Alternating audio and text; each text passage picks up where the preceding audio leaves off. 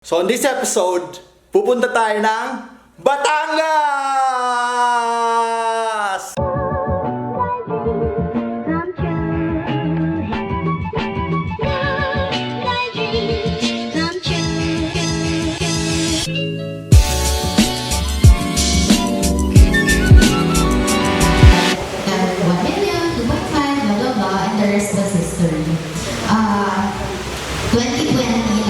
We launched 4 brands.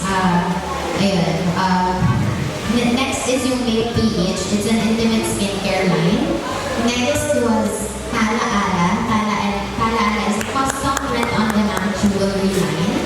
And Wim Manila naman, custom stickers naman. By the way pala, we are opening our corporate account for, yung for Wim. If you have requirements pala, by the way, with labels, sticker labels, blah blah blah, we are open for corporate accounts na. Anyway, nandun pa tayo. Yes! Yung last na nilaunch namin was a shirt line called Ambush.Launch. Ayun. Yun yung parang e-com journey namin. And feeling yun, siguro, pero it was a hard and gruesome journey. Tapos ano pa ba? Okay, so hello. Ako si Joshua, yung portrait face, kasi beauty ako yung beast. Nung nag-start yung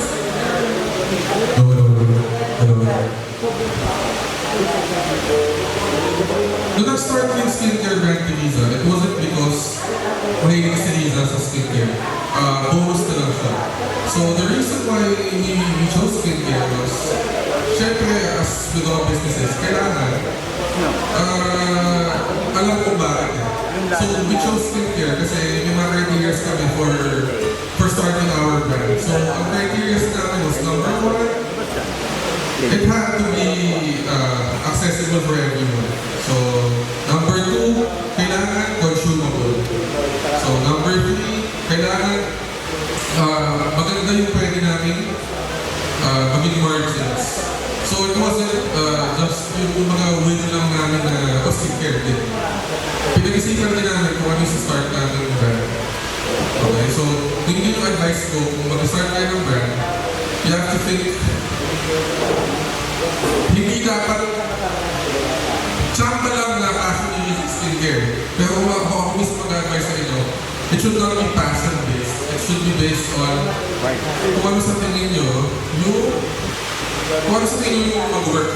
Kung ano sa tingin nyo ibenta, kung ano sa tingin nyo kaya ibenta mo, kung saan nadalahin yung expertise ninyo, kung ano yung meron kayong connections for, suppliers for, whatever. Yun dapat yung consider nyo when you're going to start your brand. Okay, so, i-debunk ko lang muna yung mga myth involved with branding. So, as most of you here, if I'm correct, are with general stores yung trend with you.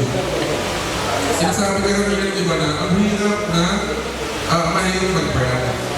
Pero to be honest, we find yung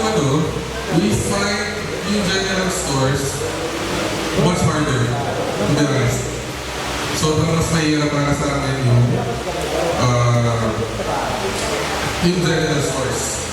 So, discuss ko lang kung isa yung pros and cons na sa place of start ka. Sa branding kasi, sa simula, mas mag-effort ka lang. Pero at least yung effort na yun, once ma-set up mo, hindi na ulit kailangan balikan. So once madaanan mo siya, it's over. Tapos na. Kasi kung yung brand mo, may lugo ka na. Maraming checklist ni Liza nun. Pero once magawa mo lahat yun, hindi mo siya ulit kailangan ulitin, balikan. Okay? So, with general stores kasi parang tinry mo, tapos nahihirapan na wala ako magbabayan. Kasi parang under constant reinvention na constant innovation, constantly. You have to be one step ahead of everyone, usually when it comes to general stores. kailangan mahanap mo yung magiging hit before mahanap ng iba. Tama ba yung pagkakaintindi mo? Tama. Sa general stores? Tama. Tama ba? Dapat may bago kang pauso ulit eh. Oo. So, either mauna ka dun sa product na yun, or ma-invent mo yung product at mahanapan mo ng bagong angle to sell. In which case, sa general stores, you have to do it constantly, tuloy-tuloy. Kaya medyo mahirap siya for us. So sa brands kasi, once you establish yung niche mo, hindi ako naniniwala na mahihirapan kayo. Kasi una, magaling kayo mag-market, magaling kayo mag-Facebook ads, magaling kayo mag-optimize ng Lazada, magaling kayo mag-optimize ng Shopee, magaling kayo gumawa ng websites, magaling kayo tools na ginagamit for everything. It's exactly the same, and you guys probably can do it better than us when it comes to selling our products. Marami na nag-inquire if they can resell our products, etc. I actually believe na mas kaya better yung products namin kasi sa amin. Kasi mas magaling ka na. So, I'll share with you some of few things na we're good at. Okay, so, ito, pro tip number 1 to, hindi ko alam kung lahat kayo. Pero register your business. Number 1, register your business. So, may importante yan. Hindi lang basta DTI. Umpleruhin nyo. Gusto nyo, register na rin DTI. Kung nyo lang yung click sa tax, sa PIR, kung nyo na rin yung clearers permit, lahat, kompleto. Tapusin nyo na. Ang common misconception kasi is, kapag ka nag-register ka, ay kailangan na agad-agad magbayad ng tax. Not true. Okay? Magbabayad ka ng tax based on income minus expenses. And usually hindi ko alam kung pwede ba sabihin ka na ito kasi baka pwede yung post muna sa tabi. Kasi hindi ko alam kung pwede ba sabihin ko yung kasi, technically yan yun eh, parang free ads siya in a sense na kapag nag-post ka sa page at hindi mo kinargahan, hindi nakikita ng mga tao eh. Tama. Diba? Pero sa group, pag may nag-post ka, hindi ko kilala na masahan mo eh, sa feed mo. So it's a constant reminder na you are there, your brand is there, just in case palimutan nila mag-order, pag nakita nila yung lumabas doon, makapa-order sila.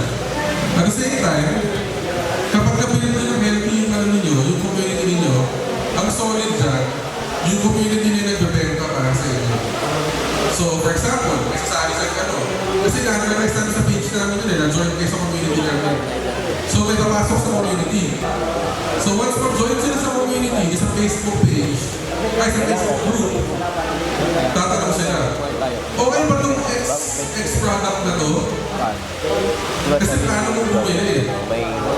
Bago pa namin nakita yung post, meron 10 tao nag-comment doon na, oo, okay yan. 1 month mo yung ginagamit, effective. Oo, okay yan. Tuwa yung asawa ko. So, ano na, wala kaming ginawa, pero na-address namin yung concern niya at bumili siya through the community. At the same time, sobrang positive nila, sobrang good vibes nila in a sense na they feel like they're a part of something na sinishare na nila sa mga kaibigan nila, sinishare nila sa mga kamag-anak nila. So, nagkaroon na kami ng sales ngayon, indirectly, from them, hindi na kami ang nagpupush na bumili ng yung mga tao, sila na director yung nagbibenta para sa akin. Actually, maliit pa lang yung community ng link pa, almost 3,600 pa na tayo members. Pero kung pag may nag-post, 50 yung nag-comment, 20 yung nag-comment, tapos dami na nag-discuss na sila doon. Pwede ba natin gamitin ito sa product na to? What if we mix this with this? Also, with complaints, nakatulong sila. So sa group ng Lana, may nag-comment doon na, hala, bumili ako ng Lana, ginamit ko. After 1 week, nagkaroon ako ng pimples. Anong gagawin ko? So, syempre, diba, sa iba, negative feedback na yun. Tapos naging ako sa community, diagnose nila yung tao. So, nangyayari, tatanungin nila, anong may iba pa bang products na ginagamit besides lana? Baka yun na to, boss. Sabihin, meron yan. Oh, sige. Iba naman sabihin na, hindi, nangyayagin sa akin yan, pero after 1 week, nire-introduce ko ulit yung lana, naging okay na. Mga ganun. So, alam mo yun, ang lakas nilang mag-disperse ng bad comments. So, hindi na namin kailangan i-delete o itago o kung ano man yung mga bad comments kasi we can face it head-on kasi yung community mismo, binabak kami. Kung mga parang may ano kami. May backers. May gangs kami sa Gangsta likod. OGs ko. So sila na mismo. Tapos yung iba naman magtatanong ng sobrang complicated thing about ingredients like mga scientific name ito mga to. Surprisingly, kahit yung community namin, alam pala nila. Sila mismo yung sumasagot. So ang ending niya, nakakonvert into sale yung mga yun. Actually, yung inbound sales nga namin, hindi namin sagot dun eh. Pero yung community, alam nila. So, very helpful talaga siya. Sige. Yeah, one more thing na good for brands is media mileage. When you brand, kasi kami, na-feature kami, yung main, lalo nung lumabas yung main, we get featured in Cosmopolitan, in Preview, na parang hindi kami nagbayad. Hindi kami nag-reach out na, uy, lumabas yung main. Pero dahil na na-peak yung interest nila or solid yung branding, libre na lang. Na nakikita ng iba ng artista, ng ibang mga tao, na parang, oh, legit to na na-feature sila sa Cosmo or na-feature sila sa Preview. And also, ano rin siya, libreng marketing. Libreng marketing for you. Kasi when you get featured, syempre prestigious brands, so hindi mo na kailangan magbayad pa. Diba? Tapos parang madalas yung mga influencers na lalapit sa inyo, na parang, hi, Ming, I'm an influencer, blah, blah, blah, I wanna review your products, Good. So, sorry, that's the boss. Do you guys have any questions for us? Questions. Yes, Sige. po. Ito, may microphone. Sorry, ang daldal na. Ang dami na namin sinabi. May question. Ito po kay Ian. Question kasi we're into branding. Marami dito siguro, ask ko lang, sino yung mga nag-branding? Nag-branding. Ito siguro brand. Mga nag-branding. Kasi very hard to start on a branding stage. Lalo na skincare. Broad kasi yung skincare, di ba? Maraming application and everything. How do you keep your posture as you carry your brand? Especially sa Lana. Like for example, most of the pages get banned when you promote skincare, di ba? How do you protect your brand at that certain stage? Well, ang pinaka-bala namin dyan is yung business manager din talaga namin. Yung BM namin. Dahil nga sabi nga ni Josh kanina, you have to register and when you get whitelisted, hindi ka na mababan. If you get, parang meron lang naka-appoint sa yung Facebook account manager. As in sila na yung makikipaglaban kang mababan. Pero wala ka nang iisip. Pero di ba, nire-rate nila yung visitors mo sa page. Like for example, how many people dislike your post, how many people are not getting most of the results dun sa product mo. How do you engage with that? Kami, actually, we make sure na before kami mag-brand, pulido lahat. So, brand in a sense na brand guide, colors, dapat alam mo, dapat ano ba? For example, di ba, most of the nagba-brand startup, especially sa skincare, most of their pages, Ganito. We don't post outrageous claims. So, instead of whitening, hindi namin ginagamit yung word na whitening. Kasi it's very, parang, pag hindi ka pumunta, off na. Okay? So, hindi din namin ginagamit yung, marami kami mga words na hindi ginagamit eh. Wala din namin before and afters. hindi kami naglalagay ng mga ganun stuff. Yung claims namin are basically safe. Like for example, it may or may not work for you. May mga disclaimers kami na parang your skin is unique. So not necessarily this product might work for one person, this might not work for you or the other way around. Dapat always play safe with your copywriting. Tsaka, it also helps na nagre-resonate yung mga sinasabi mo sa mga kliyente mo. So, make sure na yung target market mo, kung paano ba sila magsalita, ganun ka ba magsalita as a brand? Para hindi ka madi-dislike. So, most of your testimonials or testimonials, hindi na siya nilalagay sa page. Nilalagay niya siya sa, when your agents connect to the customers na nila. Yes, oo, may ganun. Pero, actually, meron na rin kaming ads na review na okay yung ROAS. Okay. So, yun lang. So, we don't post outrageous claims like, kasi ito yung mga usual problems. Like, for example, sa mga papapayan na products, then before and after, ban. Claim na 100% effective, papayat ka, ban. Kaya parang whiten your skin in 3 days. Ban. Mabilis yung ban hammer na Facebook sa mga ganyan. So, yung sa amin is, for example, sa intimate care, we don't say na puputi yung singit mo. Ang sinasabi namin is, yung skin mo would even out. Even out skin tone. Okay, so mag-even out yung skin tone mo. So, maputi yung legs mo, kahit yung singit mo, papatay yung kulay nila. Which is acceptable for Facebook, as opposed to saying na mapaputi ng singit to. Ganon. So, pagka ganon, branded ito. Usually, minsan yung landing pages ninyo, kasi, sige, hindi kayo naglalagay ng before and after sa page nyo. Pero sa website nyo, yung mga before and afters, Yes. brand. Okay. So, ayaw ni Facebook ng outrageous claims, especially for body. Ayaw din ko rin ng body shaming. So, you can say na, for example, ang para ko makapayat. Ang taba mo ba? Pag gano'n, bang! So, hindi pwede yung gano'n stuff din. So, Kami sa Ming, ang ano na, it can be face and body. Pero hindi pwede sa saan lang yung focus. For example, sa legs, hindi pwede paalam ang focus. It has to be waist down. dapat at least half.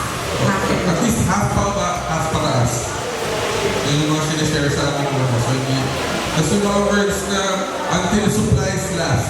Yung mga ganyan. Kasi alam naman na para talaga supply at hindi talaga maubos yun. So, ganun din. So, yung iba kasi hindi na alam kung bakit. Pero, sinasabi sa amin ng managers yung manager, Facebook account manager namin kung bakit sila nagaban. So, yun yun. Yung Facebook ads manager niya, is it from the Philippines or sa labas? Sa Singapore actually, pero sa Singapore, kami sa Singapore yung Pinay. Pero may at least one. Nagkataon lang na Pinay siya, pero sa Singapore ko nag-work. Ngayon pala, Indonesia na. Napalitan. Very helpful naman din talaga sila. Especially pag gusto mo sila i-consultment, pwede pa itong mga gagawin yung to, okay pa to. Kasi aabot sa point na ipapacheck na talaga nila dun sa mga tao na nag-check ng creatives mismo kung papasama yung act nyo o hindi. Ganong levels bago na yun. Question, John? Yes. Question. Sir, good evening. Basta ko po kasi may branding ng sa foods. One of our challenges, Food or phone? Food. pagkain. Okay. One of our challenges are FDA, the Food and Drugs Administration. My question is, do you register your product first or you try it first before registering it to FDA? Okay, honestly, nung nag-start yung Lana, hindi siya registered sa FDA. Kasi it was FDA nung medyo lumakas na, parang November siguro, November 2019. Doon lang kami nag-register. But still CPR that? Or legal PO pa lang? FTO, lahat the works na.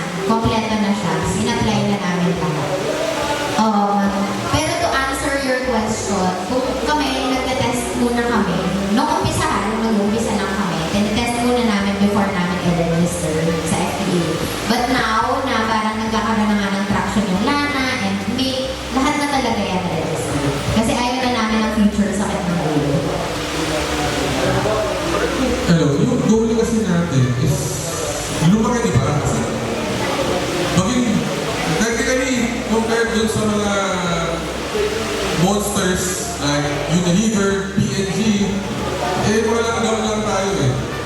Eventually, ang goal kasi namin is either to as big as them or bigger or something, or at least sa level lang na talagang malaki na. So, kailangan mo natin magdaanan yung mga hassle na yun eh. Kasi hindi yung magdadala sa atin. Papunta rin sa mga ganung levels eh. Sa mga ganung stages. So, yung surprisingly, hindi alam na karamihan, akala nila mahal magpa-FDA. Sobrang mura lang ang pa-FDA. Mura lang po magpa-FDA. Kasi, yes, kung kailangan na ng tulong sa FDA, pwede namin i-forward sa inyo yung kaibigan na namin na tumutulong sa amin for FDA. Mura lang siya. 3, 5, parang ganun lang. Oo, ganun lang. Skincare per product. Ganun lang siya.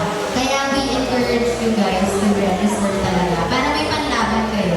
Lalo kapag, FDA registered ba yan yung mga kliyente? Yes, FDA registered kami. Bakit?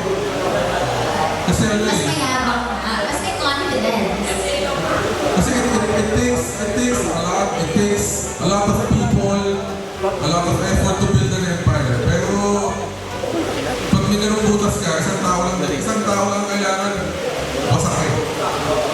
So, parang talagang hindi na mangyayari yun. Eh, ano na, due diligence, work. Yes po. Follow-up question. If ever that you will be opening another brand line after this year, what do you plan? What are you planning for that? To register it in the back side as a bit your brand? Or you will do the same thing na I will test this product first before I will buy register it as something or your certificate of product registration Kami ngayon, register na talaga agad. before Before na. Hindi, actually during yun. Kasi matagal-tagal bago lumabas yan eh. Minimum yan 6 months eh. So, paglabas ng product mo, register mo na agad. Tapos benta ka na din. So, after 6 months, lalabas na yun. Pero earlier pa, minsan 3 months pa lang, nakikita na nila yung product listing sa FDA website mismo. Lalabas na siya doon. Yes po.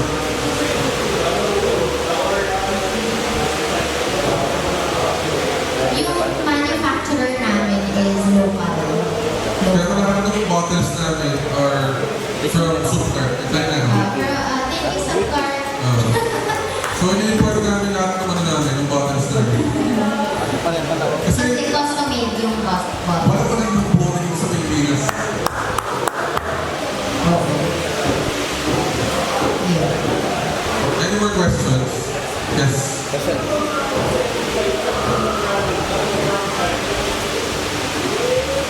Yes. Kasi yung mga requirements na hihingin doon sa Chinese manufacturers mo. Maraming manufacturers dito sa Pilipinas chances are makakahanap din talaga kayo dito. At the same time, meron ding niche yung 100% locally made. Yung mga local made stuff, may niche din yan. At pinakakailig din talaga ng mga tao yung mga locally made products. Pero unless, paano available ba sa Pilipinas? Completely unavailable sa Pilipinas.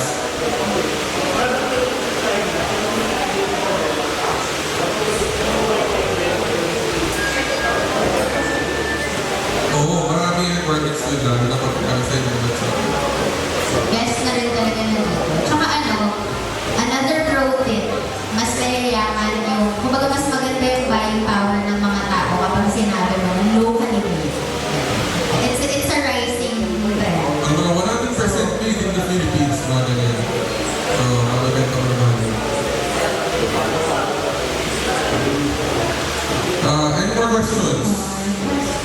Or comments? Or clarifications? Or Questions, sensitive questions, we'll try to answer. sa ngayon, all brands, all channels combined, somewhere between 10 to 12. Isang buwan. Wow.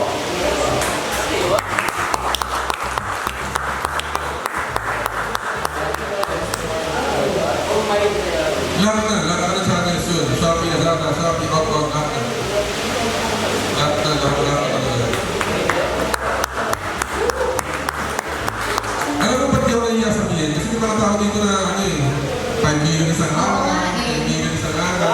Small time lang kami. Sana all. Okay, so baka kami ano lang Yung eh. mga Nathan dyan. So ano, wag pala kayo matakot mag-start gumawa ng plan. Kasi kahit di ba na nakikita yung kalaban. Kasi for example, kami skincare, di ba? Ang dami namin kalaban doon eh. Pero, hindi mo naman gusto yung 100% ng market share eh. Ang gusto lang natin, 0.01%, mga ganun lang. Yun lang gusto natin eh. We just want a piece of the pie. Oo. Para mag-idea kayo, kasi, di ba may tawagin ako. So sa tawagin ko, ang kliyente namin yung Unilever. Alam niyo kung magkano yung nilumove na products ng Unilever sa warehouse every day? 250 million. 250 million pesos a day ang lumalabas sa warehouse ng Unilever na nire-deliver namin. Ganun kadami. So kung kami, kung ikaw ng 10 million a day, okay lang, hindi masama loob ko kahit hindi 250 million. Kahit kung ikaw ng 5 million, aman, hindi masama loob ko. Sana all. Diba? Gusto mo naman natin kumain ng 3 beses sa isang araw. Oo, kasi nga, gusto namin Pwede din. 300,000 lang isang buwan, masaya na kami. 50,000 nga eh. Diba? So, we don't need... Kasi, may limit din yan eh, sa pag-grow mo. Aabot sa point na, halimbawa, hanggang di ka lang na, eh, di okay lang. Eh, di mo ka na lumakas, okay lang, tayo mo ang bagong brand. Tsaka Ako yung, pinag-maintain mo to. tsaka yung mindset namin about competition. We honestly don't, parang market, ano lang yun. Pero kami, we compete with ourselves. Na parang, we just improve 1% of what we currently have. Ganun. Sabi naman namin, we don't really aim to be number 1. We just want to really try our best every single time. And then if eventually in time we get to be number 1, it's just a bonus. So, huwag niyo masyadong isipin yung competition, ganito, marami ng skincare, blah blah blah. Sa totoo lang, kahit lahat kayo dito, magtayo ng skincare brands ninyo, hindi naman kami mawawala ng customer. Ang tatanggalan ng customer, si Bello, si Olin, si Sika Papaya, sila naman yung una ng customer, yung malalaki yun. Yung sa amin, small population lang nilang bumibili ng mga pagkakagaling ng products namin eh. So kahit magtayo kayo lahat ng skincare ninyo, yung clients namin, bibili ng clients sa amin, yung clients nyo, bibili sa inyo, ang sasaktan nyo lang, hindi kasi sila masasaktan eh. 250 million a day, yung Unilever. Oh, paano siya sasaktan? So ano naman kung bubuo tayo ng 5 million, 10 million isang buwan doon, bubuo tayo ng 200,000 sa kanila isang araw, yan ang kami. Mapakain sila doon. Oh. So kahit kung tayo kailangan ng skincare brands dito, walang problema, hindi naman tayo magiging Yun competition. yung katanungan. Iba rin naman yung market ninyo. Iba din naman yung ano, kasi may skincare for advanced age people, may skincare for younger people. Iba din. Wala na kasi naman naman eh, men line. Hindi ako nakapagdala ng samples eh. Yung flagship product ko ang tawag eh. Buboy care. Ha? Pang-buboy. Abangan na lang namin sa store. Abangan ang susunod na kabanata. Ibigyan natin dapat kayo lahat ng sample. Nakalimutan natin sa'yo. Ay, may question pa. So, Good care. Mentor. Kung may mentor daw ba ako sa beauty niche? Mentorship program. Actually, I'm also looking at that. Pero hindi pa siguro sa ngayon. Parang, ano ko, maybe in the future, sana i-support nyo din kami. dami namin problema ngayon eh. Marami pang kailangang plan. Saka namin idadagdag ng ibang tao. Saka syempre, gusto rin namin maging 100% kumbaga magpa-mentorship program ako. Gusto ko 100% of my energy with mentorship. Pero sa ngayon kasi hindi pa kaya ng marami pang kailangan. Pero pag nakita nyo yung systematic way namin ng pag-build ng brands, pwede namin share kaso wala na yung makakagsalita eh. So next time na lang. So any more questions before the meeting? Good. Thank you. Thank